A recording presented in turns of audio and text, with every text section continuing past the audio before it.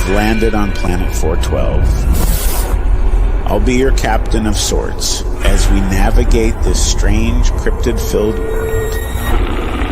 Join me on the quest for truth, through the strange, mysterious, and supernatural. This is Planet 412.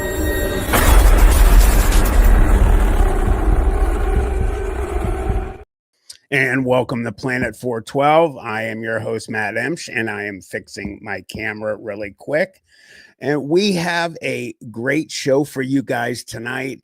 As you know, we have Brian Seech. He is well known from being on Small Town Monsters and from many of the cryptid and supernatural documentaries out there. I also have another surprise for you guys out there. We have Rye Voss from Codex of Curiosities that's going to be on there with us. And it's going to be really exciting. So without further ado, I'm just going to bring these guys on and get the show started. And gentlemen, welcome to the show. Rye and Brian, thanks for coming on with me tonight. Thank you so much for having me, Matt. You know, I was honored to have me on. And, you know, when you said Brian was going to be on, I was like, I'm all in. Awesome. And sir, this is all about you tonight. How have you been, Brian? You were on the show before.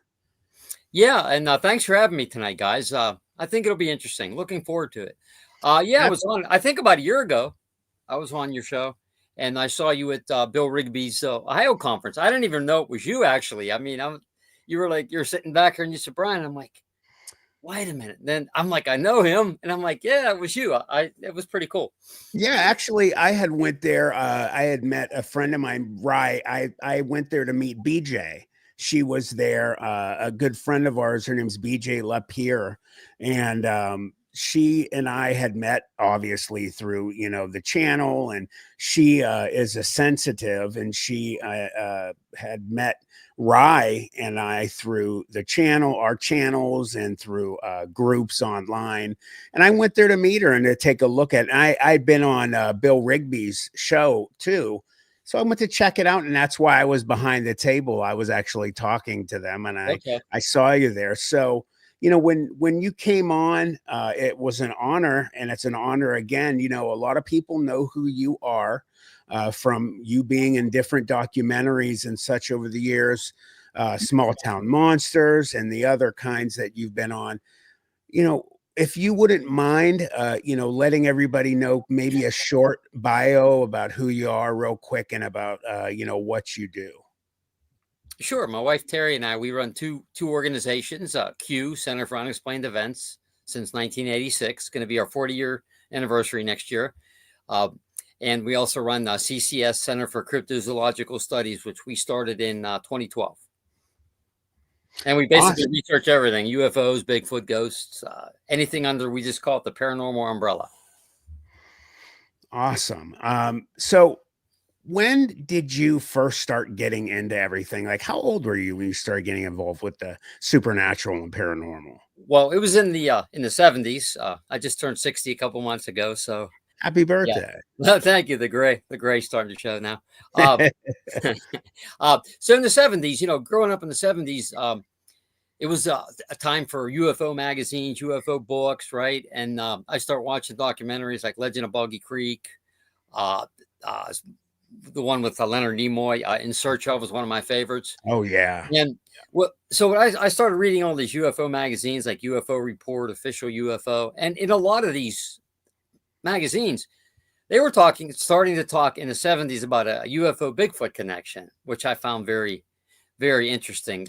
Lights would be seen in the sky, and then they would see these ape-like creatures on the ground shortly after it. Even some reports going into these crafts. So that's what got me hooked on the Bigfoot phenomena. And growing up, even now, I'm a big sci-fi monster geek. Okay, my favorite is Godzilla, of course. If anybody who knows me, that's all I talk about.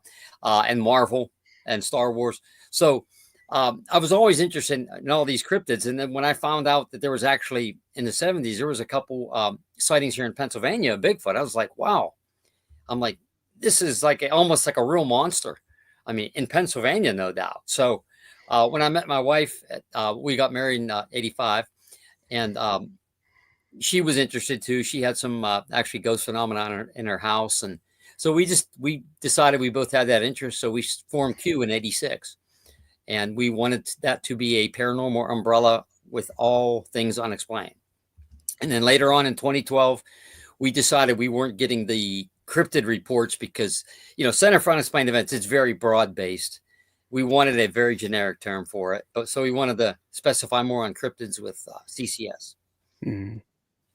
Well, that's awesome. Right. Did you want to ask him any questions real quick? No, that sounds interesting. Well, when you were growing up and you had all these amazing shows and whatnot, was there an episode that stuck out to you? Maybe like in Leonard Nimoy's it slipped my mind the name of the show, but In Search of. Thank you. Was there anyone in particular that really hooked you and you're like you couldn't get enough of that?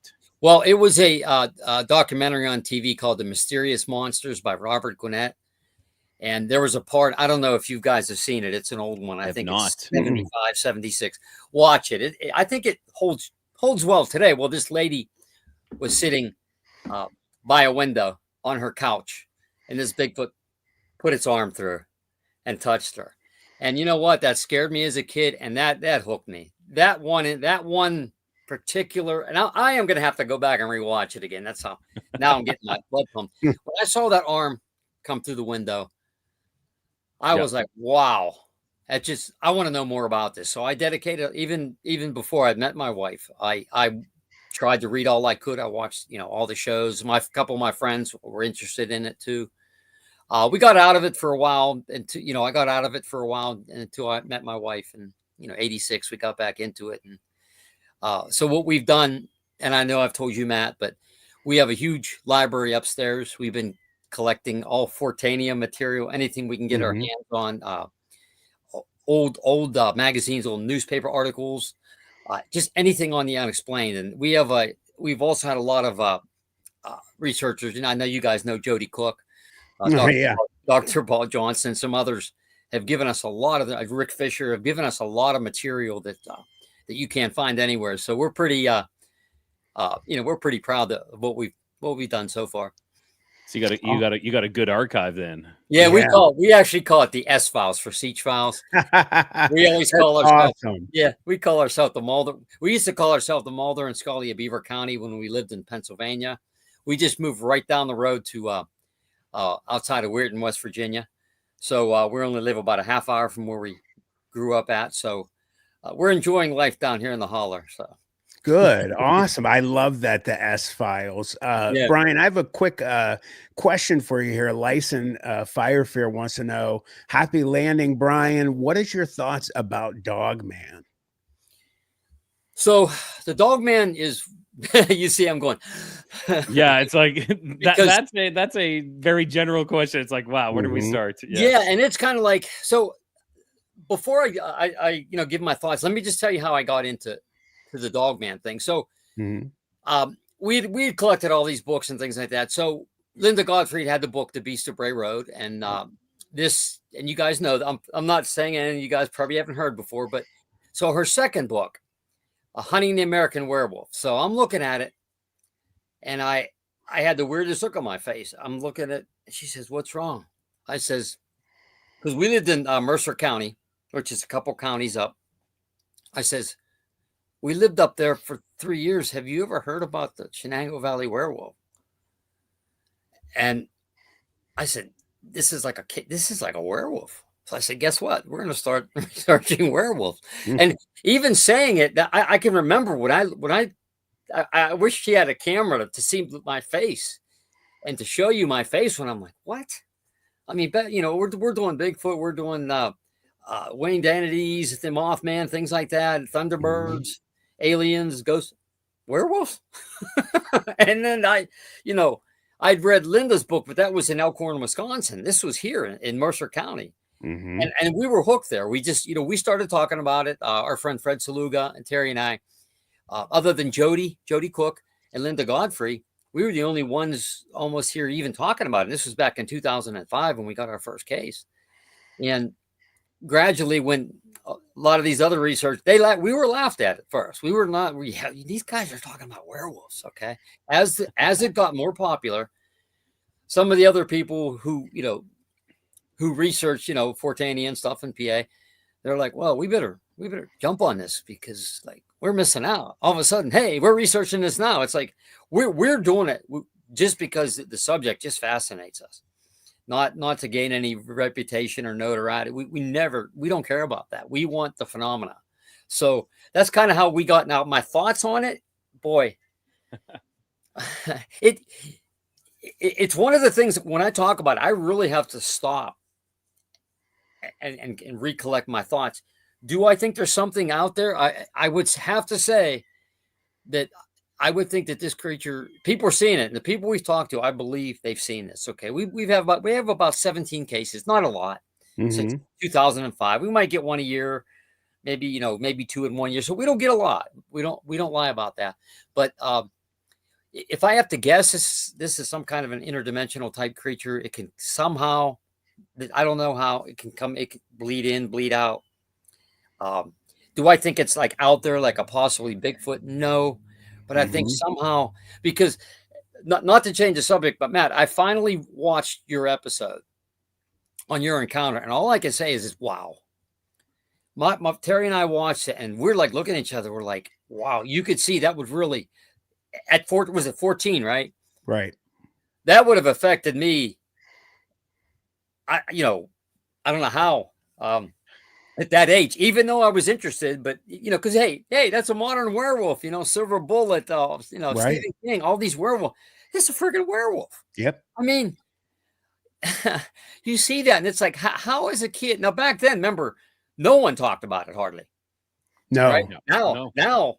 Now it's more people are talking about it, and it's still I think one of the least accepted cryptids out there. Yeah. We put it that in the pale crawler. Yeah. Yeah, and the pale crawler. Yeah, that one is more creepy pasta type thing.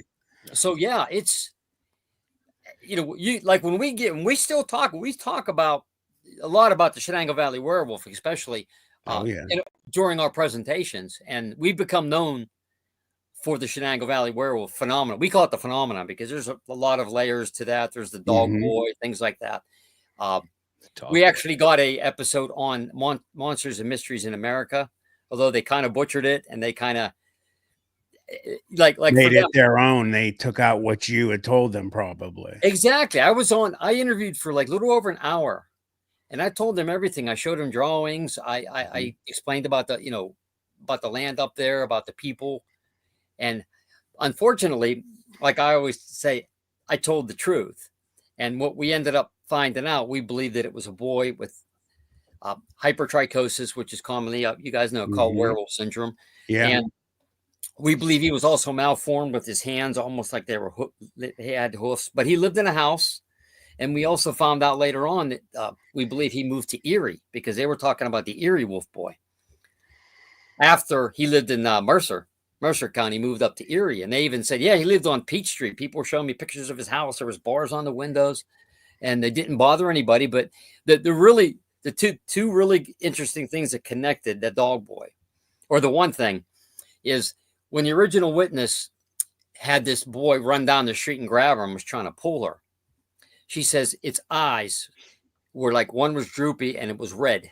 Okay. It looked like it had some kind of an eye condition. Well, up in Erie, they said that this boy lived on the basement floor and he had bars on his windows and there was a red light in his room. So we're thinking that red light was because of some kind of eye condition he had. So putting those two things together, it's like, wow, that's pretty impressive, I think, over years too. Like from 50, I think original eyewitness sighting was 56 in the late 50s and towards the late 70s up in Erie. And then I believe the boy died in the early 80s.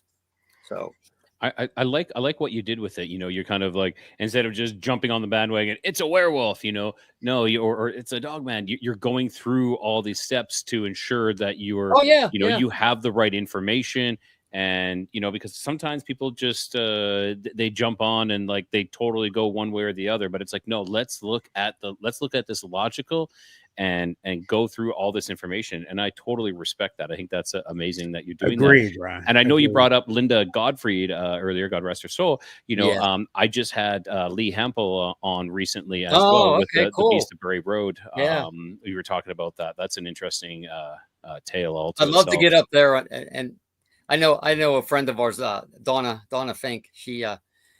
She lives up there. I said, if we ever come up there, you got to get us on that farm. Yeah, I would too. But he's incredible. What I think, like you guys were talking about, we don't even use the term debunked. We don't. We're just trying to find the truth. Wherever the truth leads us. Hey, we have no narrative. We don't know what these things are. Yes. And we give our honest opinions on the cases that we have. Okay.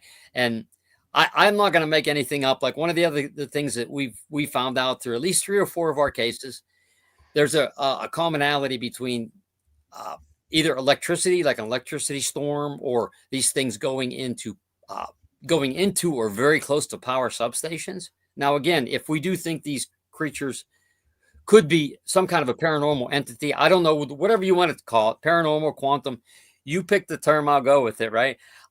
Somehow these things possibly may need some kind of an energy source to try to bleed in, bleed out. Again, it's just it's something that we throw out there. Are we 100% sure of it? No, we're not. But it's interesting that 3 or 4 of our cases have that, some kind of an energy. That's very interesting. I've never heard that before, but that's intriguing. I've heard a lot of them being spotted within cemeteries. Yes, but but to hear some commonalities between power stations and your theory that, well, your speculation that it could be, jumping into interdimensionally or quantumly, they might need this boost of energy. That's a great idea. And that's what we've always thought. So we're like, okay, if these creatures, name your cryptid, put your cryptid in there, Bigfoot, Dogman, Mothman, whatever it is, if they are an interdimensional thing, and they just somehow, I remember how you said, Matt, there's a veil, and there could be one sitting right behind me saying, you're a dumbass, right? But but there could be this thing right here that we just can't see. Right. Maybe it can just bleed in and out, or maybe and we've done a lot of research too with the light spheres now, and we believe that some of that may be affected by the sun. You have solar storms, you have mass coronal ejections. So these things are pelting the earth. Okay, maybe when they pelt the earth, and maybe it has to do with also the crystals. There's crystals or something in the ground. Maybe it's a perfect storm of combination of these things. And that's why, they talk about window or portal areas. Maybe that's what the commonality is. I don't know. I like to throw a lot of stuff out. Yeah. Not 100% agreeing or disagreeing with it. It's just, right. I always tell people, it's funny. I don't mind if I'm wrong because I've gotten so good at it over the years. It doesn't matter. Right. Yeah. Well, none of us can honestly say that we're an expert on it. Obviously, I could only be guessing with my other friends that we saw. We couldn't guess. All we could do is guess on what we saw when this thing, did what it did when it blinked out of the building. It basically turned into a black mass and it was gone. What were we to think? We were children. I found that really interesting. I mean, me and my wife, Terry, we were just looking at each other when you said that. And we were just it was wild. Go ahead. No, please. Oh, if you remember, Bart, you guys probably know Barton Nunley. Maybe you've had him on your show, things like that. You remember the one sighting that he had, the farmer out in the field saw the shimmer? Yeah, no. It's in one of his books. He saw a shimmer, and sort of like if you're driving down the road on a hot day, you look way in the distance, you see kind of a shimmer, and he said this dogman type creature came out, was looking like it. I don't know if it didn't know it was there, but it was smelling the air and it looked at the farmer, and apparently it growled and stepped back in and disappeared. Now, if that's not interdimensional, cool. I don't know what is. Skinwalker Ranch was another one. Weird things happen there. You guys have heard all the stories. I'm sure most of your listeners have heard a lot of these stories, and how do you make sense of that? I can't. We give presentations, my wife and I and Fred, and one of the things we always say is we wish we could give you definite answers on everything we talked about tonight. We can't, and we're sorry about that. Maybe we're not good enough researchers, but we try. But we're giving you the honest opinions and what actually happened in the cases, and you decide. Rye, do you want to go before I do? No, by all means, please go. I think I'm talking a little too much. Well, I just wanted to, comment because Brian, you had asked what I would like to go over tonight. And that was one of the things that I wanted to talk about. Rye, you and I have talked about Skinwalker Ranch before, and obviously we could go on for months about the type of stuff that goes on there. One of the things that I did want to talk to you about, Brian, and ask you the questions of, what do you think's going on there? I mean, we could bring in, obviously ley lines are going, they've looked at the ley lines do go underneath those areas.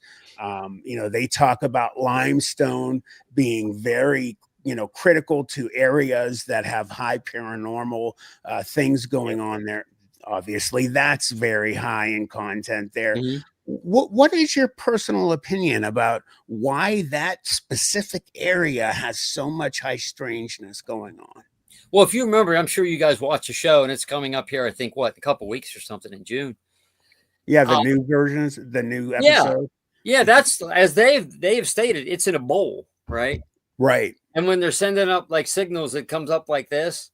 And now I found that very interesting. I'm like, wow, they're sending signals coming up out of a bowl. Maybe there's like a parabolic satellite almost kind of thing. Yeah. And some of these other areas too. Maybe they're rich in quartz. I know there's an area up in New York, and I forget the name of it right now. It escapes me. But they've had a lot of orb sightings and UFO sightings, not just the Hudson Valley. And I can't think of the name, but certain areas you look all across, there's the Bradshaw Ranch, which, some shows have talked about that. There's just some high strangeness areas that I think it's always I think it's always a combination of factors. I think, again, maybe it's the soil, maybe it is space weather, maybe it's weather, maybe it's, boy, if we knew that, we would really have a leg up on this stuff. And they're what I think is cool about the show. I've heard a lot of people said, well, you can't believe TV shows. And I'm like, yeah, generally you can't, but I do think they are trying to the best of their ability. I agree with you. Yeah. To try different things. Now, the rocket thing, I think they're going a little overboard. It's like,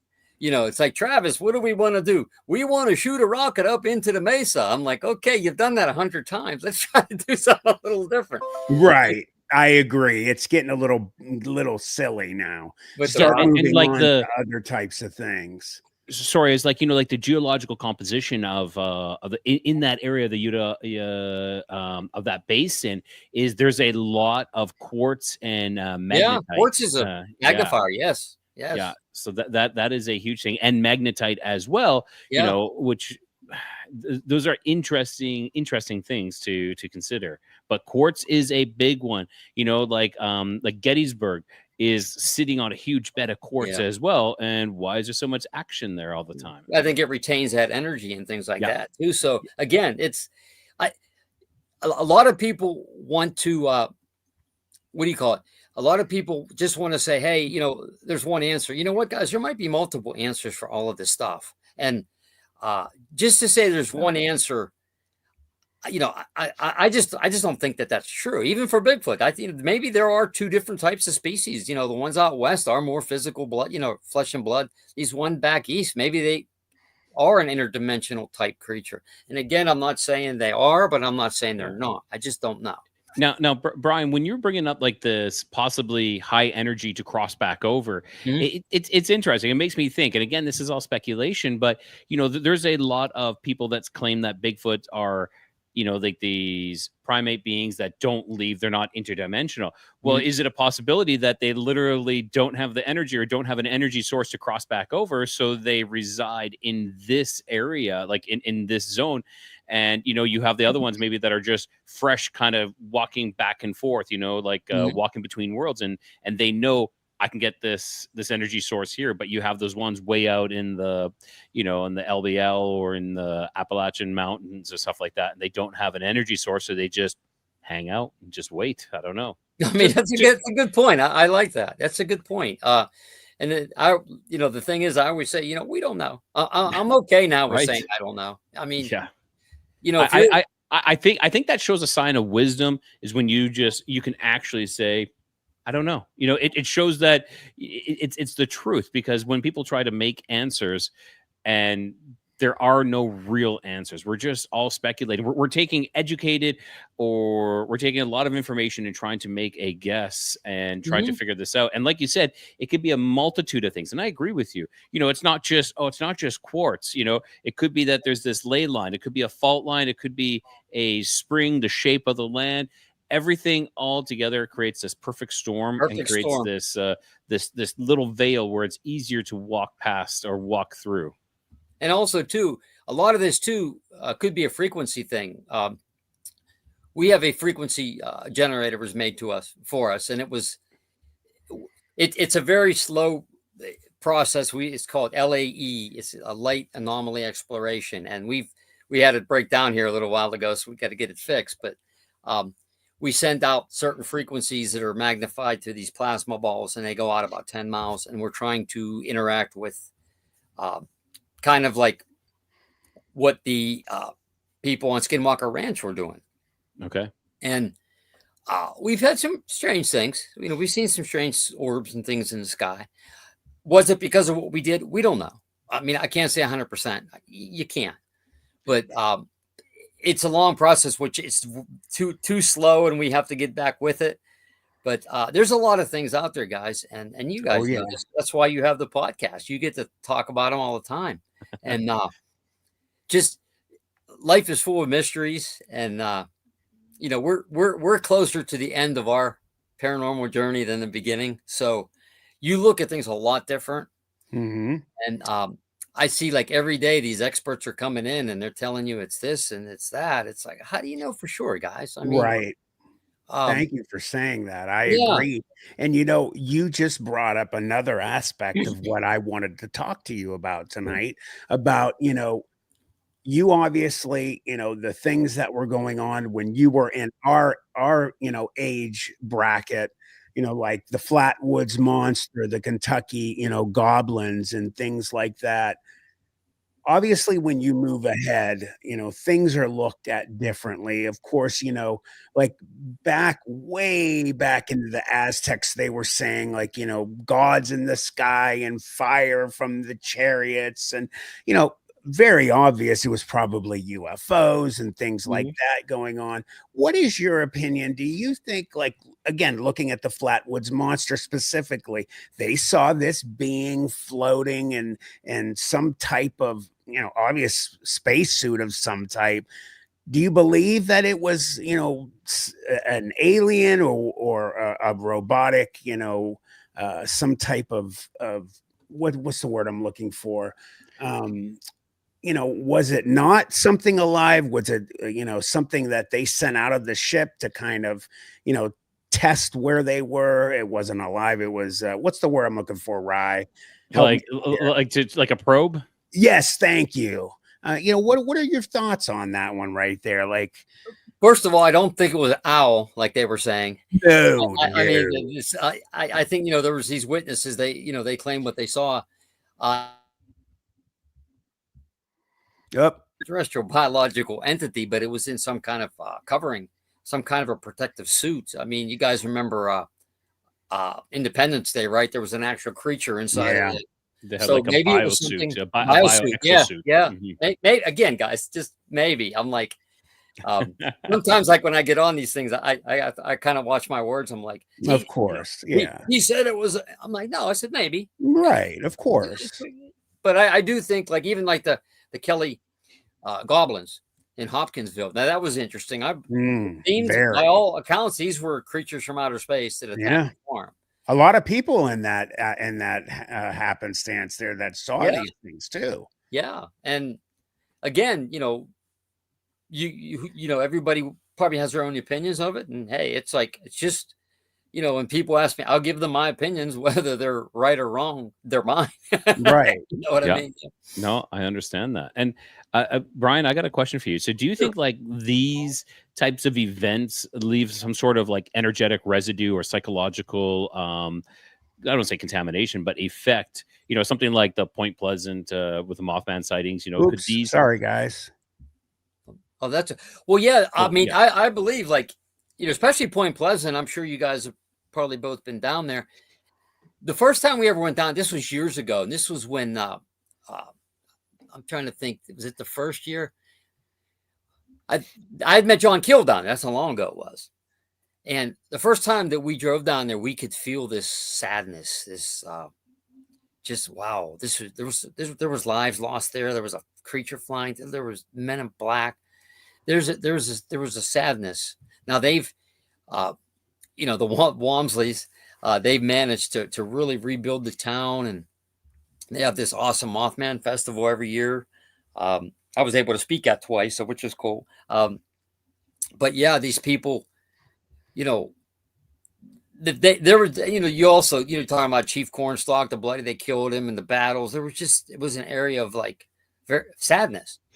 But yeah, leaving residual, I definitely believe there's residual down there, and some of these other places too. I mean, we do try, like when I walk in, we walk into the woods, and we, even for Bigfoot, we do have a tri-field meter. We've been doing this for about 3 years, and we put it on magnetic, and we walk through the woods.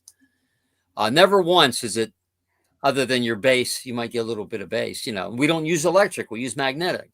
I believe that a lot of this could be like based on geomagnetic storms, things like that. Magnetics could even provide an answer to all of this. And do we know for sure? No, but you know, you've got, probably because of my wife and I, we came up through also to the UFO field. We were members of MUFON, researching MUFON. Oh, awesome. We do paranormal.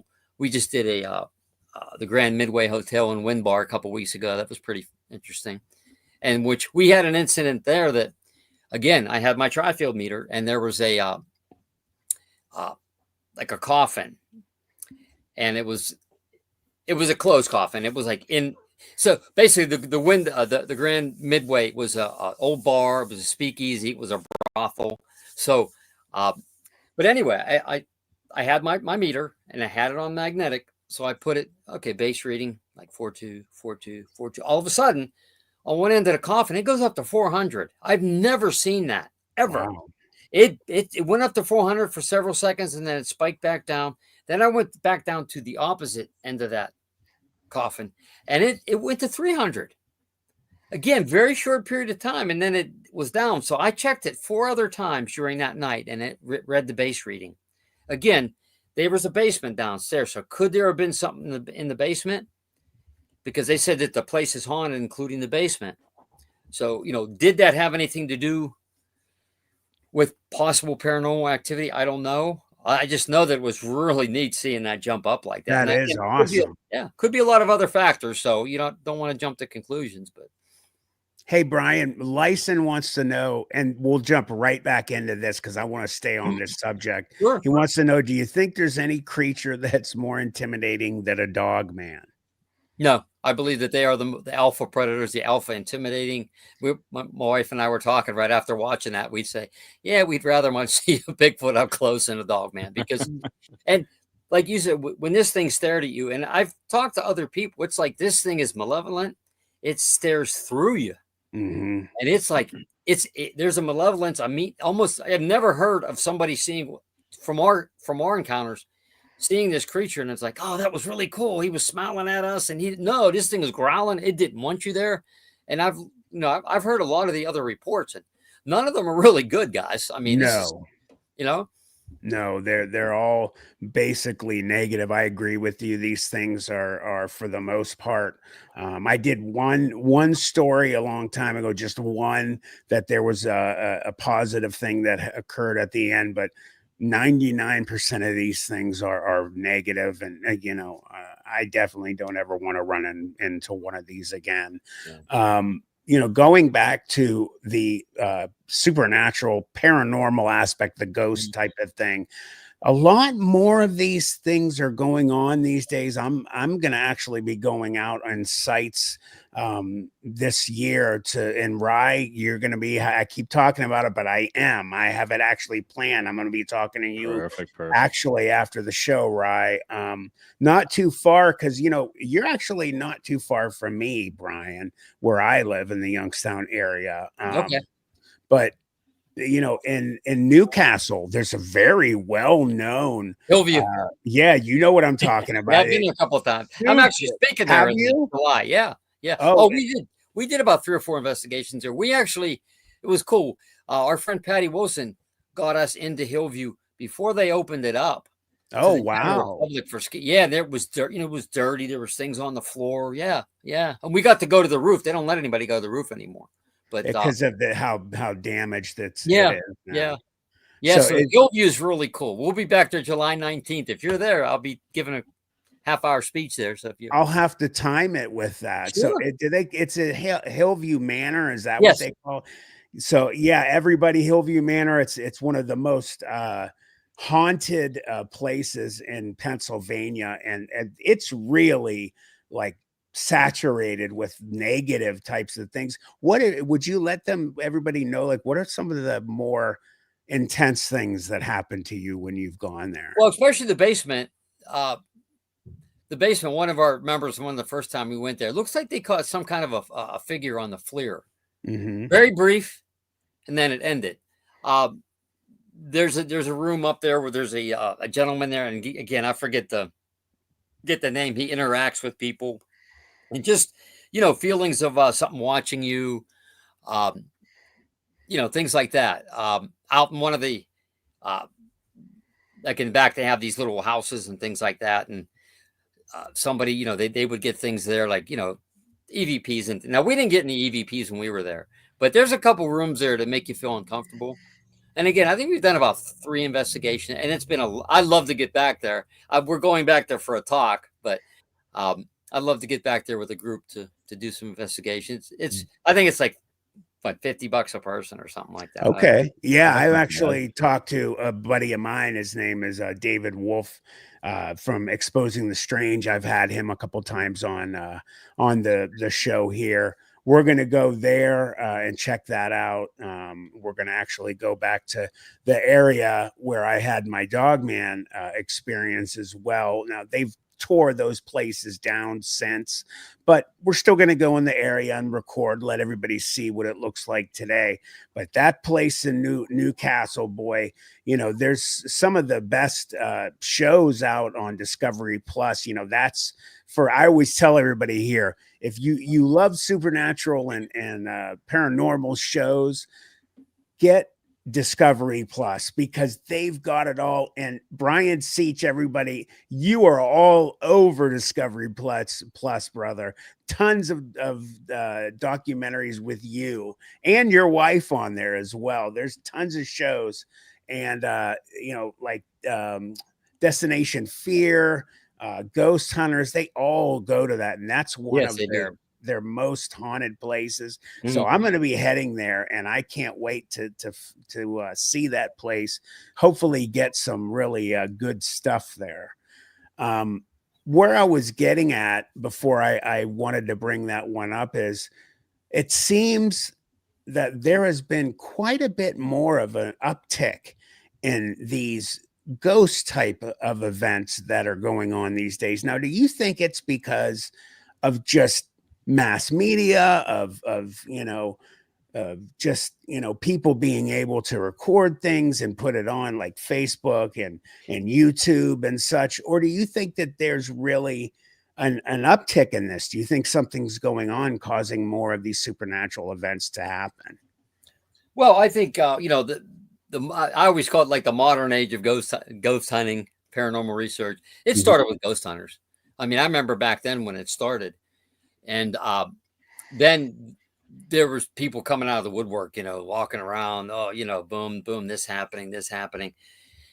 So I think the activity is always there. I think it's just people are so focused. And now, the new era of Bigfooting is finding Bigfoot, right? Expedition Bigfoot. We were in it before finding Bigfoot, and I have mixed feelings on finding Bigfoot. I think it was good in the one sense that it brought Bigfoot to the public's knowledge, and especially with the town hall meetings, which really, and I remember us doing some talks after these town hall meetings, and we would get hundreds of people at some of these libraries, and they said, we've never had this many people. I said, it's not us, guys. They want to hear about Bigfoot. We always tell, we always say, no one ever comes to see us. They want to know what we know about these cryptids, because we're boring as hell. Bigfoot's exciting, so yeah, it's I think, I don't know if there's an uptick. I think more of just, there's so much out there. And Brian, I applaud that, like, sharing your knowledge and sharing your wisdom about these things. The more people who find out, and the more educated they can be about these events or these cryptids, or if we can just pass on as much information as we can, the better chances us trying to figure what's out there. And it's agreed. You get some researchers who hold their cards so tightly to their chest, and unfortunately, some of them do pass away, and we never actually get that information released, that disclosure of sorts released. Exactly. Now, I've heard people say, I have all these reports, but I can't share a single one. I'm like, then, like, what are you in it for? I'm like, like a lot of people say, hey, these shouldn't be proprietary. Like, we live close to Thomas and Run, and if somebody says it's seen a Bigfoot, we have Thomas and Run Bigfoot days. They're there to tell us, or we're there to say, hey, somebody saw one in this area. Someone saw one in this area. Believe it if you're not. We don't care. I don't. But once you get to a certain age, a lot of this stuff, you're like, yeah, you believe me. I'm not going to lose 1 ounce of sleep over you not believing me, or Amen. Me either. I agree. Yeah, I'm not in this for people to love me or worship. Oh my God, no. This was when I decided to tell people about what happened to me. It was to let people know this happened to me and my friends, that these things are out there, that this was real, and this is not just for everybody to watch on TV, and that this stuff happened. And these things really exist. And that's what I went out there for, and did this. So I also applaud you, and I want to thank you as well, Rye. Thanks for saying that. Well, yeah, you're welcome. I mean, it's a passion for us. I mean, it's been a journey, a destination. I never knew how long we were going to do this, and I still don't know. But we do want to get some books out. It's just my wife's she's in there. Yeah, right. You've been saying that for 15 years. We would like to get some of our material out in book form, and then that's how we'll end it. Well, you got 2 people right here that'll buy your book, so can't wait. Let us know. Lyson again has a question. I saw a giant pale flying bat when I was a child. What do you think it was? It was screaming like crazy, he said, in broad daylight. I'll take a shot at that one. It could have just been, a skin issue. What do they have? Ones that have the pink eyes, albino, but maybe it was an albino bat. So possibly it was that. And also too, the interesting thing, we found a couple reports. Now, we've never had anybody tell us, but I remember Rosemary Ellen Guiley put a couple reports of these people were seeing these giant manta rays in West Virginia and Virginia years back. Oh, the sky beasts. Yeah. And then there was a gentleman, I can't think of his name right now, who did a book called Sky Creatures. Trevor James Constable. And it's a good book. This is a book in the late 70s about all kind of flying creatures in the sky. Even possibly these orbs, they might be plasmoids or whatever you want to call them, or maybe just a sentient light being. We don't know. some of them just exhibit some really weird things, almost like they're searching for something as they're going through the woods. Like maybe they're some kind of a living being. Again, I don't know, but or they're a form that hasn't taken form yet, if that makes sense. yes, yes, yes. They've passed through and they're about to take Change. form. Yeah, exactly. Again, we don't know. And like when we talk about things like that, there's some people say, "Oh, you're crazy." Why couldn't it be? I always said, there's a gentleman, Kevin Smith. You know Kevin Smith from Jay and Silent Bob. Yeah. Yep. He said something on one of his shows that it influenced me. He always said, "Live a why not life," and that really live a why not life. Why can't it? Why not? Agreed. Instead of closing your mind off, live a why not life. I love that term. Live a why not life. Well, let's get. I want to say something about what we were just talking about, but JoJo said, has Brian experienced any mind speak from Bigfoot? And I'll say from anything else. Have you ever had mind speak from anything? No, we haven't, but we've read about this, and this is another phenomenon that I think people shouldn't scoff at. There are people. Well, I agree with that one. Yeah, it's almost like in certain instances, maybe it's because of the person hearing it, their senses are more heightened than say yours or mine. But there's been cases out there that these people claim these creatures can talk to you like that. Never happened in any of our cases yet, but it's something that we do take seriously. I wanted to mention with the orbs. I've said this a few times. So I had going back to Bray Road area. A young lady was on. I wish I could remember what show I was watching on YouTube. She spoke about being at and in the age bracket that I was at, in the 14, 15-year-old range. It's always in that area. And Rye, you brought up that's, when we're going through a big puberty, big change in our lives, kids are going through that puberty change, that maybe that's why we're able to see these supernatural beings and have them open to us. But she had went to a summer camp in the Bray Road area, and she had witnessed a dogman across the lake. And the next night, not very smart of her, she snuck out of her area where she was sleeping, and she went across by herself at night. And when she got to the area, she didn't find a dogman, but she found a floating orb, a red orb the size of a basketball. And she started following this thing until she stepped on a stick, and it snapped pretty loud. She said this thing stopped and it rotated, and it didn't have any distinguishing anything on it to make what was its front or back. But the fact that it rotated, she said, it gave me the idea it had a front, and it turned around and faced her and then took off like it just gone. That's interesting. Yeah. And it makes you think, is that it's regular, whatever it's supposed to be?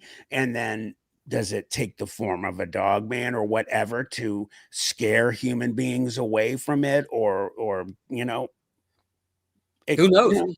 Who knows? I mean, who knows? And I think we should keep an open mind and on all this stuff. I mean, there's certain people, especially in the Bigfoot field, this thing's an ape or Gigantopithecus, and that's it. Mm-hmm. My mind's made up. Yeah. Hell with the evidence, or a lot of people. They'll throw out the rest of the evidence because their mind is completely closed to this only one option or one possibility, when there is countless other possibilities. But exactly. You can't do that. You can't just say, no, I'm not going to look at these ones. I'm only going to look at these ones. No, you need to look at it all. Yeah, there's the term out there which I despise with a passion. Is called the woo. I hate that term. Yeah, I agree with you. Yeah, it's a derogatory term, guys. I've told some of my fellow researchers who use the word, I'm like, you know what? I hate that word. I do. Yeah, because it kind of like from a position of the superiority. Well, that's woo.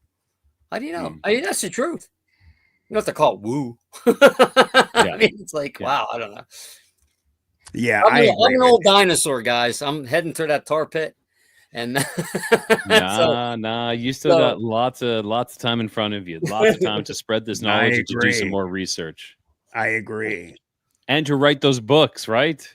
Yeah, I gotta do that. We've got to do that. If she's listening, we've got to do that. Right. Well, behind every man is a great woman. So she runs the organization. She really does. And I say that with, unabashedly. She runs them. I couldn't do none of this without her. So if she quits, I'm done.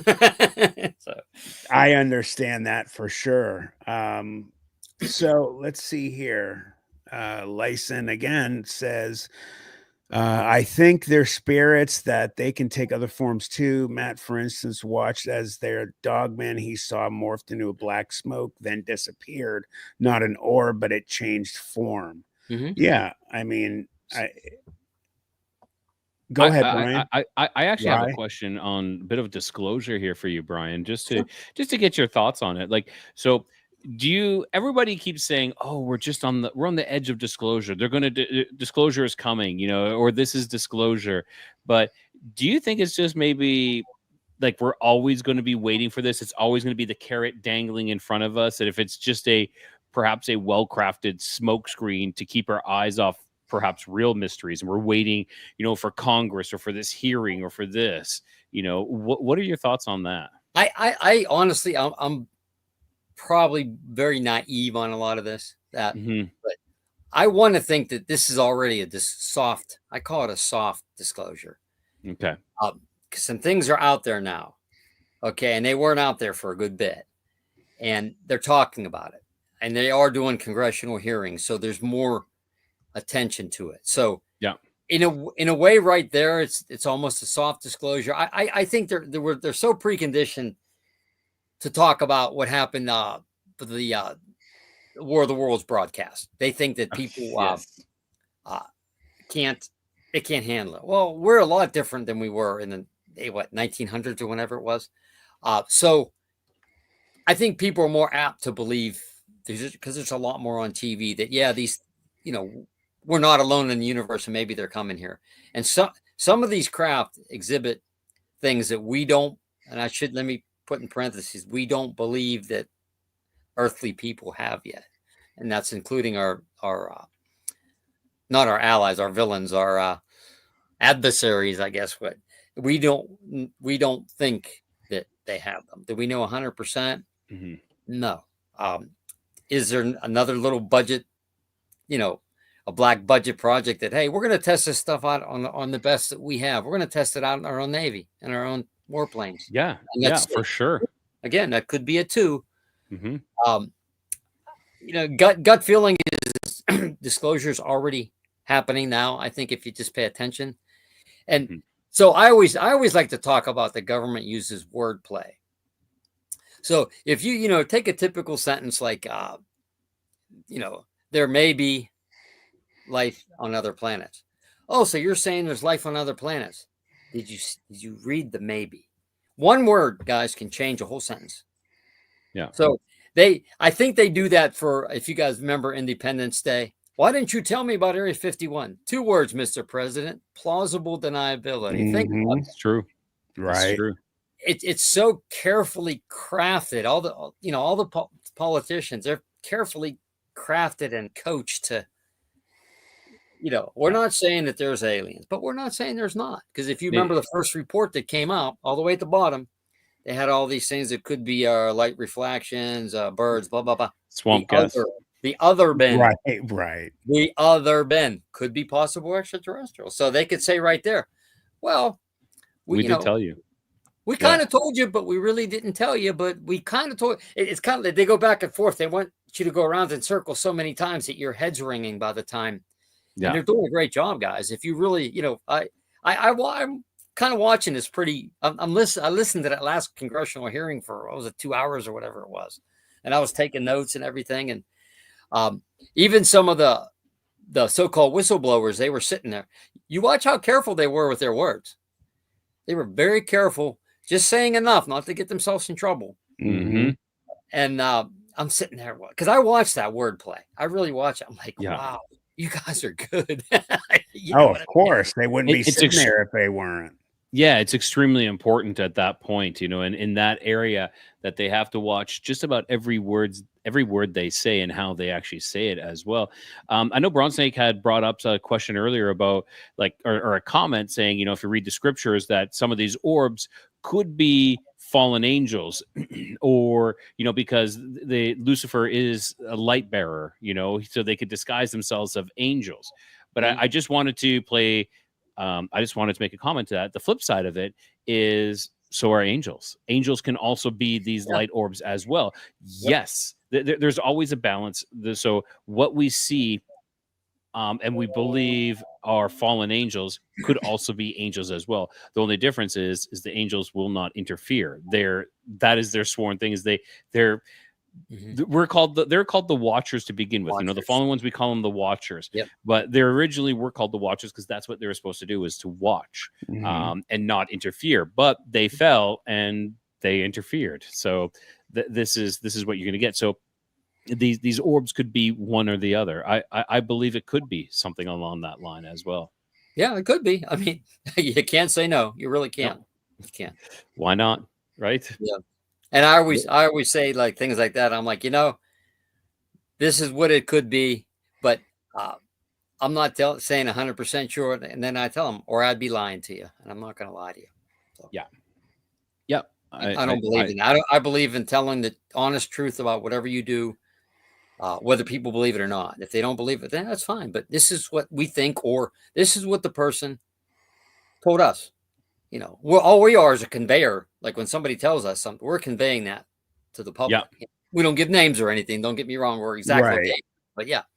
So what are your thoughts on, obviously, I think after a certain amount of time, there's really not going to be any way to hide this. But what do you think about these, hushed tones of governments making some of these cryptids, or being able to get their hands on DNA of some of these cryptids and making them for wartime uses, and dropping them behind enemy lines, and them doing whatever they need them to do nefariously. What do you think about those? Well, I don't know if you saw Facebook the other day, and maybe you guys did, that China, these things called talagrades, they're really little like microbes, but resistant to extreme heat, extreme cold. They're getting these. They're trying to put them in humans now, and they're trying to basically create almost, I don't want to say super soldiers, but kind of like super soldiers, right? Let's say, you send men out in combat, it's 20 below, and it's not bothering them. Wow, I did not see that. It is just look it up on Facebook. It'll probably, I think it came out yesterday. Okay. So, yeah, and even the dogmen. There's been a lot of dogmen around military. I mean, it's been heard, quite a bit of it. So maybe, I mean, I remember an old report from Fate magazine where the Aberdeen Proving Grounds, I think it's in Maryland, there was apparently these soldiers came, and these couple people were in the woods, and they saw them put this big Bigfoot on a tarp and cover them up and take them away. And so it's like, you hear stuff like that. It's like, maybe it's all crap, but it's like, what if one of them's true? You need one report to be true. That's all. Right. So again, I like to leave that open-ended because, our government would never do anything like that. Right. Yeah. Right. Hint, wink, wink, nudge, nudge. Even though the government has lied to us always in the past, and like done everything nefarious, this government is different. My government is different. We're in a different generation. It's different this time. You guys ever watch Secrets Declassified with David Duchovny now? Yeah. There's some pretty brutal stuff on there. And I'll leave it at that. You got to watch it, and watch some of the things that the government's done on test subjects and things. Not some nice stuff. I'll just leave it at that. Well, there is a history of some DNA splicing going on. If you go back to I think it was World War II in Russia.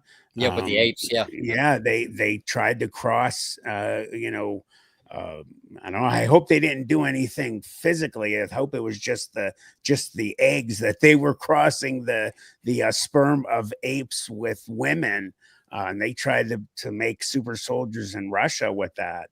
Yep. No one ever really knows if it was successful or not. But then you hear about these weird events in India of these. Did you ever hear the stories of these monkey men? Monkey men, yeah. Which was absolutely crazy. Yeah.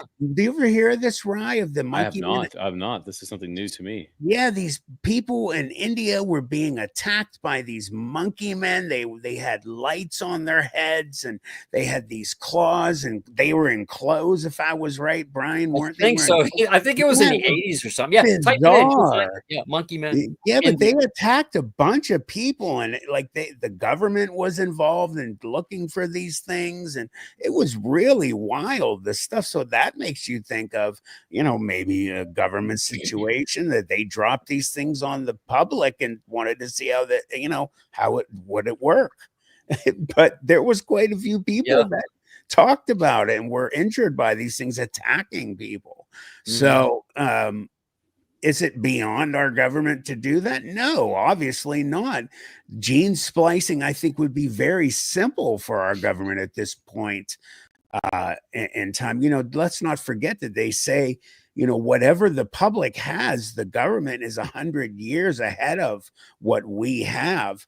I've been watching. I saw something we'll get to that, Carol, in a second. Have you guys seen some of these pictures, people finding some of these bugs out there, real live bugs that have like numbers tattooed on the outside of them? Look online. I don't know what they're for. Genetically modified Yeah. things. Well, if you know, there was mosquitoes being released to deliver a certain type of fluid into people. Like that was one thing that was a test that was going to be done. Also, though, is what they do is they release mosquitoes or other creatures that don't have the ability to breed anymore, and that's what causes like the populations to collapse as well. I forget how exactly, like they try mating and it just doesn't happen, or they're infertile, and they mate with these other ones and nothing happens. So that's a possibility as well. Even the spread of ticks. I mean, ticks weren't a thing when we were kids, and just recently, the way they were talking, a lot of it started up in New York, and then they comes down and comes down and comes out. Were those genetically thrown on there? Ticks. Now you get Lyme disease and think, hey, possible. The ticks are a big thing down here. I'm in Mexico, and Yucatan means like the place of ticks or the home of ticks. So unfortunately, yeah, they're crazy down here. Carol has a question. She said, do you guys think Dogman and the ancient dog-headed beings of old might be related? So the cynocephaly, way back in the Bible, there was an island. I think it was Saint Christopher had seen them. He's an island full of dog-headed people that he found. And you can go back and find that really easy online on Google and all that. I don't know. I mean, my opinion, they seem much different in their description, Carol, than from what we hear about Dogman. So there's that one there. And then I wanted to definitely mention this one other comment. Bronze Snake had mentioned something. Andrea's Carazales, that's 100% factual. It happened in England as well. I think that's the comment about, we were talking about the ape men and the monkey man and that. So and while you're looking or doing that, I wanted to bring up about the dog-headed creatures, the dog-headed beings. I think it's been around for a long time. I think also could be this hybridization. possibly, if we're going back to the fallen ones, they were said to genetically modify and crossbreed creatures. So why not? This could very much happen. Anubis could be one of your first dogmen. Maybe Anubis, dogman is a descendant of Anubis, and this Yeah. dog-headed creature or god actually is kind of a worldwide thing as well. In the Mayans, the Aztecs, they have the same thing. It's a common theme. Saint Christopher was depicted as one time as having a dog head as well, though that might be through a misinterpretation. Though the story says that he was of these beings, of these dog-headed creatures, and he was turned into a good person and became a saint that way. So I don't know. Gotcha. Good stuff, Rye. Lyson mentioned they clone dire wolves, and you know what? I have heard this as well. Anybody, if they've seen, there's a great video. I don't know if it's a dire wolf, but sure as hell looks like one of the biggest wolves I've ever seen. There's a video on YouTube of this guy and his hunting dog or whatever finds this giant black wolf in the woods. It's running around, and then finally this thing gets pissed off and attacks his dog. You don't see the actual footage of it, but you hear him screaming, hey, at the end of the video. That thing is absolutely monstrous. And I've seen some other pictures on online, like on Pinterest and other things.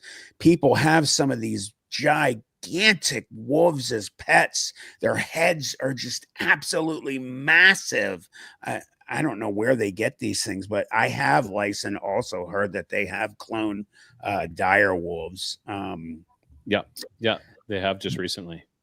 Let's see here. I actually would like to have one as a pet. I'll be honest with you. That'd be the best. No, thank you. Guard dog. Guard dog, yeah.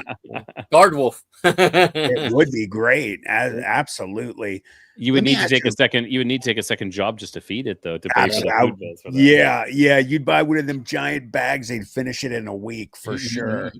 Carol says those are giant wolf dogs. Okay.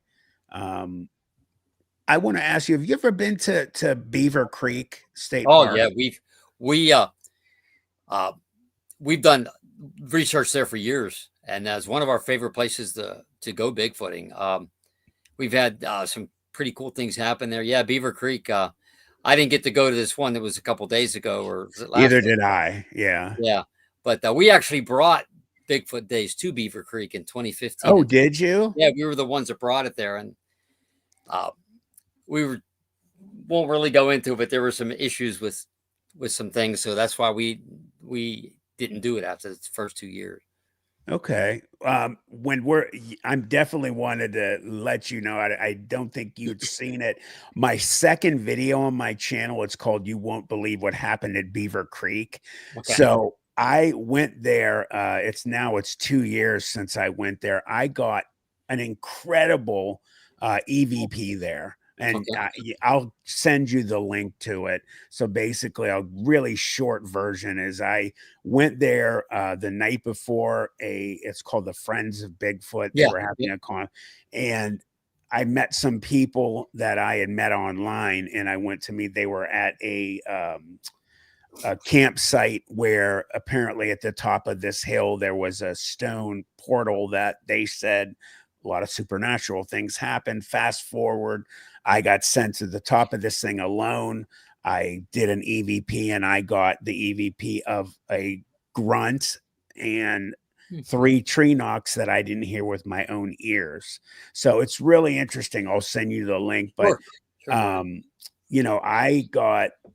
I've talked to tons of people. I've seen a lot of videos where people talk about how covered with Sasquatch events Beaver Creek really is, and I didn't know before I got that EVP there how many Bigfoot reports are in Beaver Creek State Park. Yeah, there's also an event there, happens every August, and I think it's August 12th or 13th, called Gretchen Fest.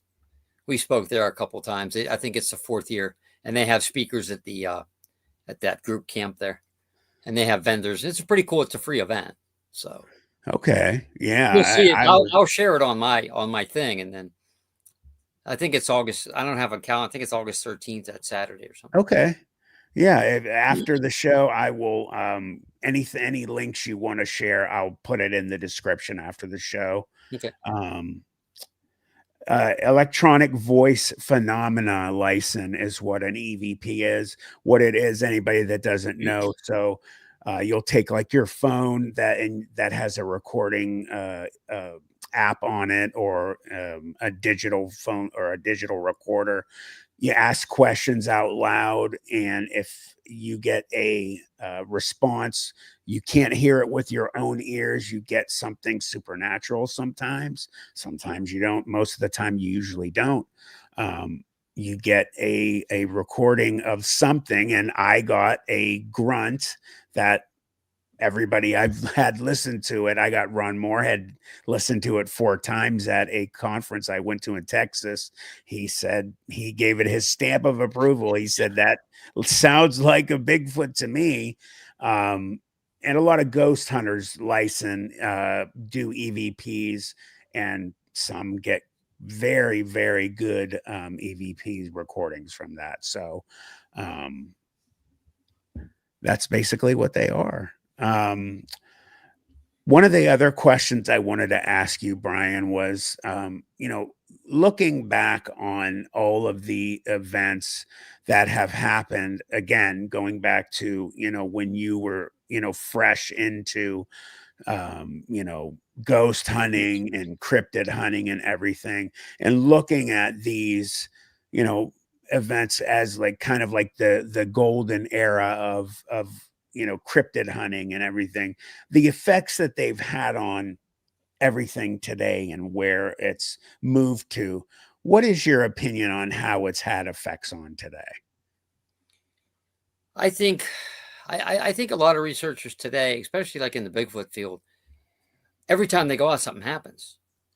And just like for us, only a handful of times can I even say, hey, possibly something can happen, because we went out a lot, we're going out less and less because we're getting older and stuff like that. But I see these people, they go out, something happens every single time. And I'm like, I kind of question that. I'm like, I always say paranormal is not on demand. Paranormal in general, not just like ghost hunting. Sometimes you don't get anything, guys. Right. I mean, sometimes nothing happens other than you have a nice night in the woods with your friends, or, you're walking through the woods, not every tree break or, is Bigfoot. Because we always say, if you didn't see Bigfoot do that, then how could you assume? Yes, some of this stuff may be Bigfoot. That's how we say, take pictures of it. But we'll have people go out, oh, there's Bigfoot activity all over. This is like a Planet of the Apes forest. They're building houses. There's catapults. Yeah, right. I mean, right. Come on, guys. You got to be more. Yeah. You can't. You got to be skeptical when you're approaching these things, and not everything is Bigfoot, and it's not. A lot of things are pareidolia, and it's like when I do see some of these pictures and it's red circle, red circle, Yeah. red circle, red God, circle, yes. and I'm like, no, I'm sorry, there is some that that looks like something, but other times it's just a stump, a stump. Thank you. I think that's where the research has kind of gone astray. I mean, I think like finding Bigfoot, go out and knock, and you're no matter where you are, you could be in a plan of houses, you knock, that's Bigfoot. No, it doesn't work that way.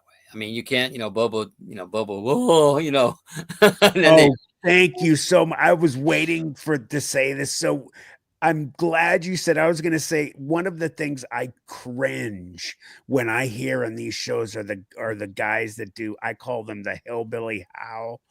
They scream in the woods. They do the hillbilly howl.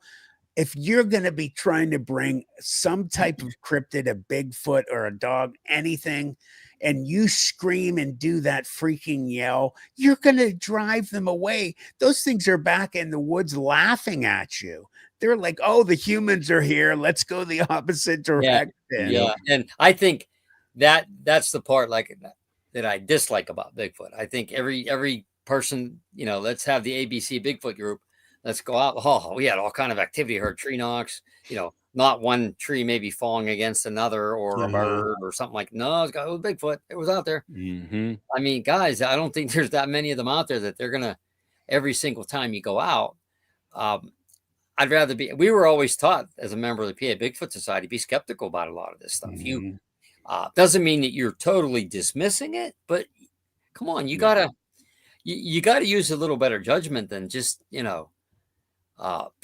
get a big group of people. You're out in the woods at night. You want something to happen, so every little twig, it gotta be Bigfoot because there was a Bigfoot seen here 17 years ago, so it gotta be Bigfoot. No, it doesn't. I mean, no. So I think that's where the research has gone. Even like when the ghost hunter field, they'll get an EVP. It's like, it'll be, you hear, they said the Emancipation Proclamation, you can hear it. All I hear is, I mean, there's some really good ones. I would say, so I've listened to Matt's, and I totally agree with you. And I've listened to Matt's EVP that he got, and it's not a, it is a ooh or something like that. I can't do it. And it's clear as day. There was something there. And I'm like, okay. Because I agree with you, Brian. There's a lot of times where you're hearing things and I'm like, I don't hear it. I'm sorry. That's I don't hear anything, and there are other ones, don't get me wrong, that it's clear as day. Yeah, there is something there that you got something. But we have to approach things with a little bit of skepticism, a healthy dose of skepticism. They have that new camera. What is it? The SLRS camera where they do the stick figures and Oh yeah.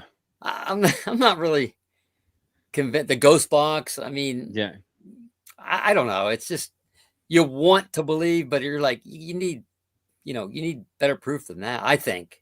And it's interesting if you list, ghosts, UFOs, blah blah blah. The one I believe in the most is ghosts, but the one that's it's going to be the hardest to prove is also going to be ghosts. True. Bigfoot. Hey, technically, you can get one on a slab, or you can hit one and find one dead in the woods. Technically, boom, there's a Bigfoot. Yeah, it'd be really hard to say that's a definite ghost. Yeah. Now, Brian, where do you? This is you just said put one on a slab. Where do you think now I have my own opinion. I know Rye has his. Where do you think their dead are? Or do you think they're taking their dead with them? Where do you think they are? Why we're not finding them?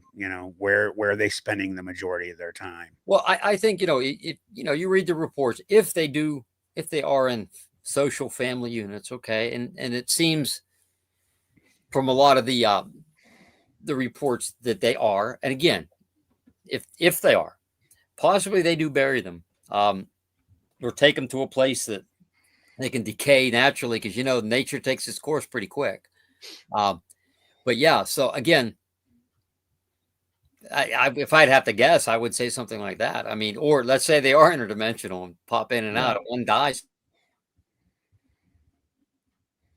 Corny, but then if you think about it, maybe it isn't so corny. Again, I mean, your guess is as good as mine on that one, but yeah, I don't think a lot of them are dead in these forests or they do bury them. There's a chance they do bury them because I think at one point we would have stumbled upon, or some random people would have stumbled upon some of their skeletal remains, especially if they are left out for other animals to pick at, because the animals are going to pull them apart. There's going to be bones strewn apart. But I would say either buried or crossed over to literally crossed over to the other side. And yes. Yeah. I mean, it sounds funny to say, but if you think about, maybe it isn't as funny to say if that part of it's another thing. Could Bigfoot be extraterrestrial? I mean, there's a lot of here in Pennsylvania, a lot of UFO / Bigfoot sightings in conjunction with one another, especially in the 70s. There's been footprints go right in the middle of a snowy field. Nothing. And then just stop. But the skeptics will say, well, it backtracked perfectly all the way. Well, one of the theories is through the natives is like creek beds are used as portals for Bigfoot. This is one of the things that the native some of the natives have told me that, and because I have seen, I was like, 10, 12 years old. I'd say about 12 years old when I did see some. I'm 12 years old. They look like big, huge human footprints, and I tried calling my dad and my sister over to come take a look at it. And they brushed it off, which was very strange. It's like they didn't want to come see, they were up in the camper and I was like, you guys got to see this. My dad's like, no, it's probably just a bear. Let's go. But it was in this creek bed and they disappeared. It was really soft, kind of muddy, sandy mud. And it just, those footprints just disappeared. Yeah, and then you look at one of the original stories of Skinwalker Ranch when the giant wolf attacked the young cattle, and they got it off of that young steer or whatever, and they chased it and saw the prints in the middle of that muddy wash, and then gone. There they go. Yeah. Yeah, nowhere. Yep. So obviously, anyone that's familiar with Skinwalker Ranch, they talk a lot of portals opening and closing, different kinds of beings coming through, and orbs.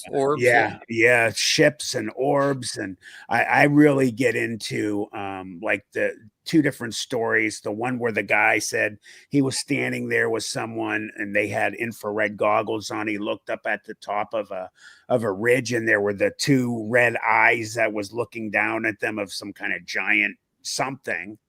And then the other one was they were standing on the top of a ridge, a portal opened, and they saw some kind of a humanoid run out and start running up the mountain towards them. They thought they were about to be, in the middle of a fight with something, and then it just disappeared.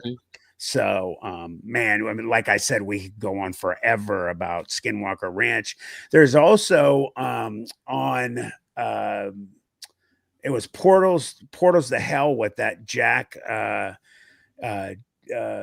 Osborne.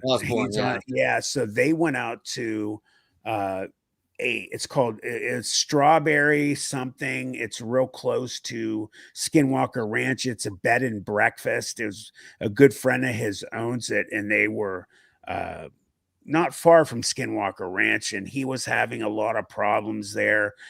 He wanted them to come and hopefully to give him some answers about what's going on there, because he was worried about all this stuff going on there and him not being able to open his bed and breakfast, because even the people that were working there didn't want to work there anymore because there was so much crazy stuff going on. And some of the stuff he talked about was absolutely wild. Like he had a picture of, he didn't know what it was. He thought it was either a dogman or a Bigfoot. He said one day he took a picture of it from afar and he showed the picture, reddish kind of color, long hair. He said, I was on my horse and I started to chase it. And he said, I couldn't keep up. I was on a horse and I couldn't keep up. That's really crazy, first and foremost, that you're on a horse and you could not catch something on two legs. So, they said everything from a gray was there, a gray alien, disembodied voices, and, all kinds of crazy stuff. So again, I would love to know exactly what, that area, is it because of, is the bowl because, an asteroid crashed there? Is that, because of just some kind of energies are going through that area? I would love to know, man. I want to go there someday. I really do. Oh, I'd love to go to Skinwalker. Yeah. And if not being able to get into Skinwalker Ranch, the surrounding area would be absolutely awesome. There's an actual campsite, I think. I mean, on an adjacent property, you can camp next to it. I don't know. Oh, okay. That would be cool to do. Yeah, it would be. Did you ever hear, Brian, the one thing that happened where they brought somebody in? He was like a minister or something, and he started praying, and something something jumped in his face, invisible, was like a monster roaring at him. I mean, just wild. I thought the one episode was really good where they they had the Indian drummers there, Yes. and there was a swirl carved into a stone, Yeah. and they were drumming, and they had a thermal, and it actually hit. It heated. It heated. Yeah. Incredible. I think the Wow. swirl too. The swirl has a lot to do with it. I agree with you. Emotion, yeah. Yeah, and it almost started to look like from Doctor Strange when he used Exactly. Yeah, it really did. Yeah. And then you get into the thought process of, people have been saying for a long time, Rye, you and I have talked about this before, about Hollywood actually purposely kind of gives a soft kind of view of what's going on. Soft disclosure. Yeah, soft disclosure. Thank you. So anybody, wants to kind of look at the bigger picture, they've been saying it for a lot of years, but you're actually getting a view of things that are really going on through Hollywood, which Now, here's a question, Matt. Is it soft disclosure, or is it trying to get us to manifest reality? Like, are they showing us things so that we can actually, because manifestation is a real thing. For those who don't know what it is, it's you're able to see something and you bring it into reality. And that's kind of when you're talking about taking it way back to the Pale Crawler. I believe that kind of actually ties into that. I believe that the Pale Crawler was a creepypasta that we gave the breath of life to. We brought this thing to life. We created this thing out of maybe nothing. the Rake also, yeah. Yes, exactly. Or Slender Man as well. Slender Man, yeah. Yep, that's a possibility. So and don't get me wrong, I still do believe that Hollywood is doing soft disclosure, but I also believe that they're giving us these kind of bits of information, and we're able to create. Because one thing is that demons and the fallen, they will say demons and the devil, they can't actually create; they can actually only destroy. So, are they showing us these things so we can actually create these realities? It's just something to think about and to ponder. Well, remember in India they talked about a tulpa, which was a thought form way back then. So I mean, could these just be tulpas? You know what I mean? And Hollywood is the wood that they use to create magic wands. Just wow, great! Well. Oh, very good. I like that. That's awesome. Great views there, Rye. Thank you for saying that. Man, so many different things. We could go super deep, and I know we've kind of got off on all different aspects. No, it all intersects though. It really does. Yes. I have a question. Like, I don't know how much longer we're going to go, but I have kind of like a fun question, I think. Go ahead. So Brian, if you are going out on a cryptid hunt of sorts, what are you taking with you? Like, if you got a cryptid hunter bag, what are things that you putting in there in case something weird shows up? So what are you? We have a thermal. Okay. We have a parabolic. We have night vision. We have recorders. That's the bulk of what we carry. Okay. We also the meter, the EMF meter. We have an EMF meter, and then we have the RF meter, which we keep on magnetic. So we try to use all that the best we can. Now this equipment isn't like the top, most expensive equipment. It's bargain basement stuff, but at least it's something. You know what I mean? Yeah. Okay, well, interesting. I think that's fascinating. Just to know what you are going out with. We don't need these super expensive tools of sorts. You can go out there with what you and this is what I've said a lot of times. Use what you got and go for it. We have enough things that you can do it. And that was when I was starting my show as well. I'm just going to use what I got and slowly build up. If I want something nicer, that's great. I'll do that. But yeah, so everybody who's listening, if you want to start your own show, use what you got. If you're going to go cryptid hunting, just use what you got. If you want to do EVP, guess what? You can use your phone for that. On your phone. Yes. Yep. That's what I did. And honestly, I had looked up. So I'm looking at YouTube, or not YouTube. I'm looking at Amazon, and there's an EMF detector for $13.99. So they're you pretty can go cheap. on that. Yeah, that's cheap. you go on there, there's a spirit box for $40.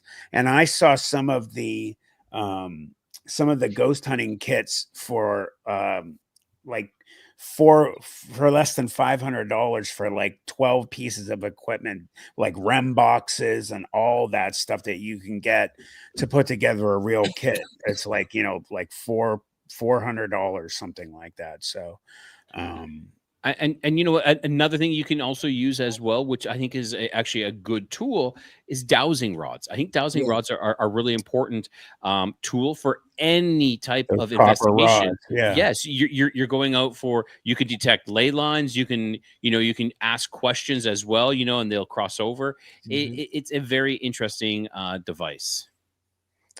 Awesome. Well, I'm going to tell you what, this has been absolutely phenomenal. Does anybody have, before we start floating away here, does anybody have any questions that they wanted to ask Brian or Rye or myself before we start shutting it down here?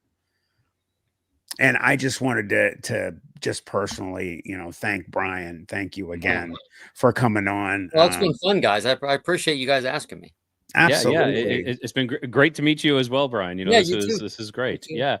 Yeah, no, it's interesting, and I really love your approach to everything. You know, an ounce of skepticism, you know, an ounce of belief, and just this why not kind of attitude, like you said, a why not life. Why not life? I mean, it's a lot funner, guys, to live a why not life. I've been around a lot of negative people in my life, and they just drain it from you. You don't need that. Go out with good people. Go out with your friends. Go out with people with your like mindset, and have fun too. I mean, not just, you know, especially when you're hiking during the day through the woods. Just enjoy the woods, enjoy the nature, and go.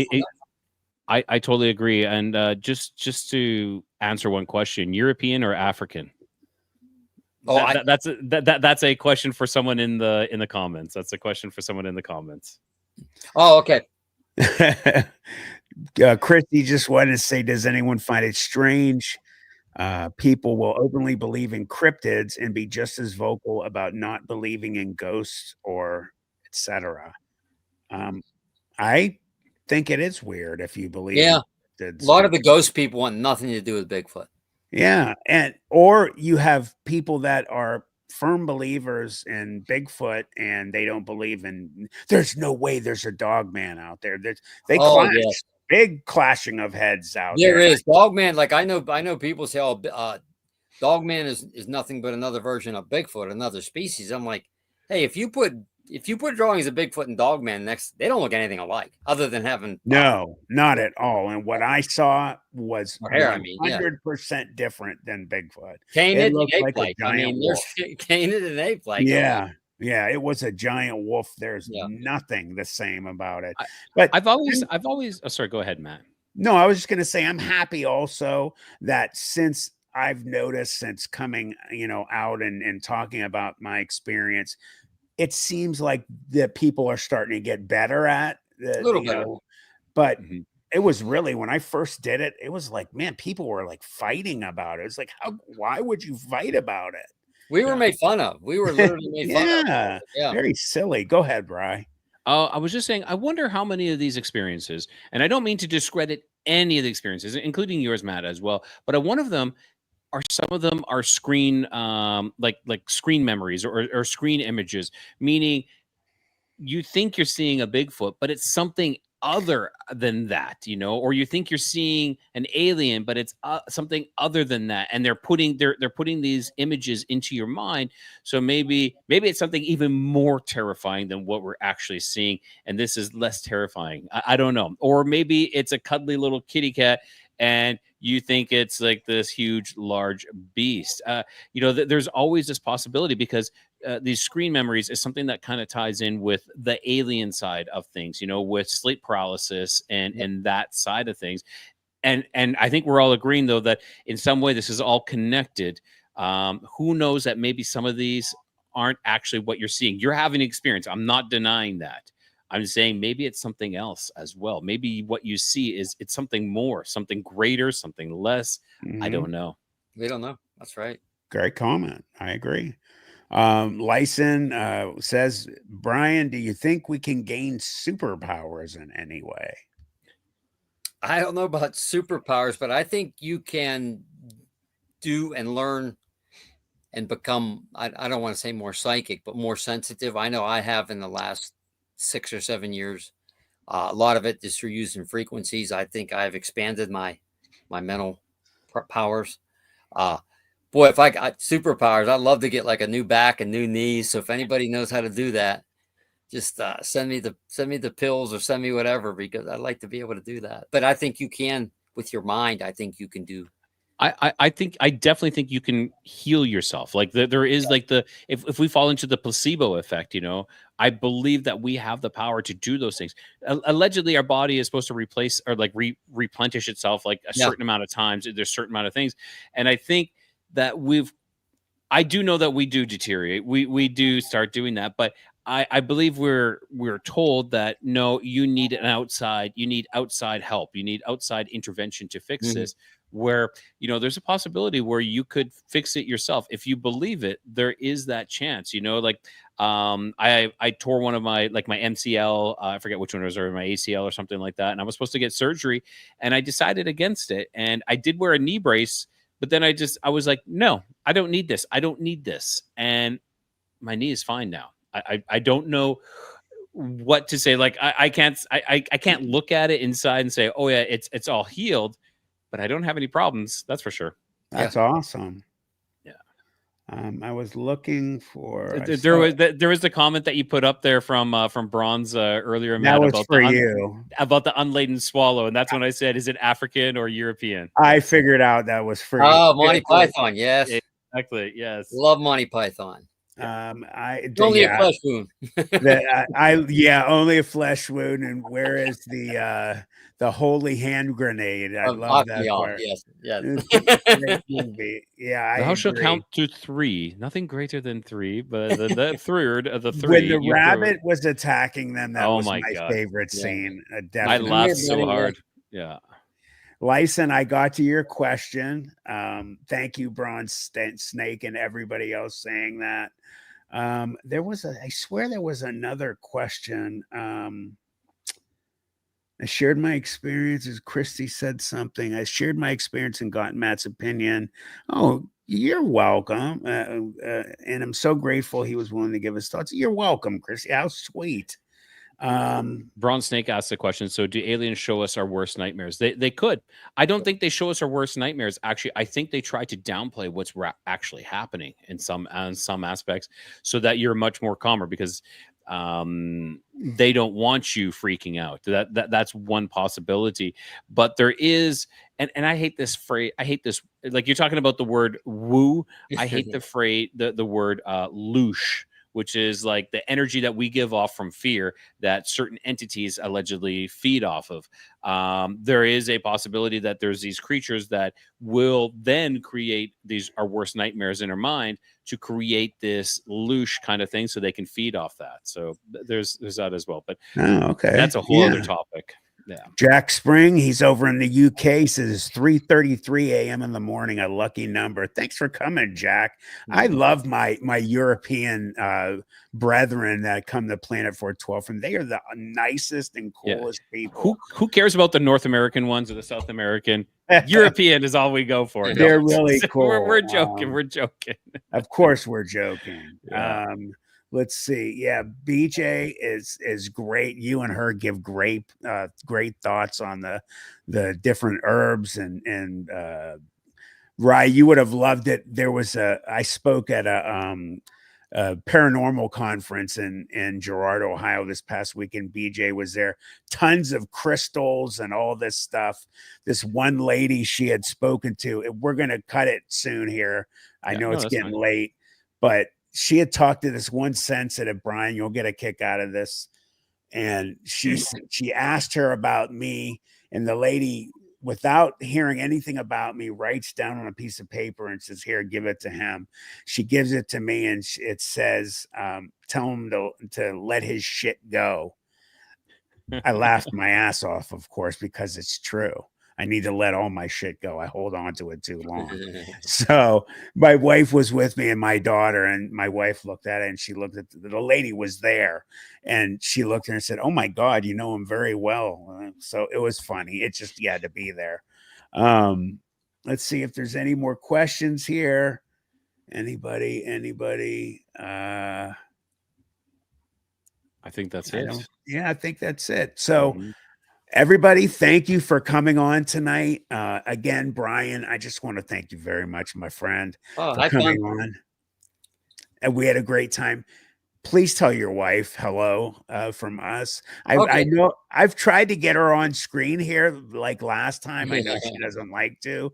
So again, I saw her in the background. Tell her she was on screen because we've seen her in the background up there. Yes, I've seen her on the documentaries, but she doesn't go on a lot, but yeah, she does a little bit. Yeah. Well, just tell her thank you for getting you on here for us. And again, thank you very much, Rye, as always, brother. Thank you, everybody. Thank you for coming here tonight, and we'll see you all next time. Yep. Have a good night, everybody. Thank you.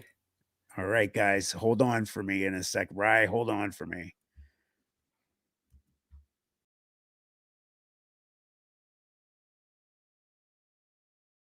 Thanks so much for tuning in. Don't forget to like and subscribe, as it greatly helps out the channel. I'll see you next time on Planet 412.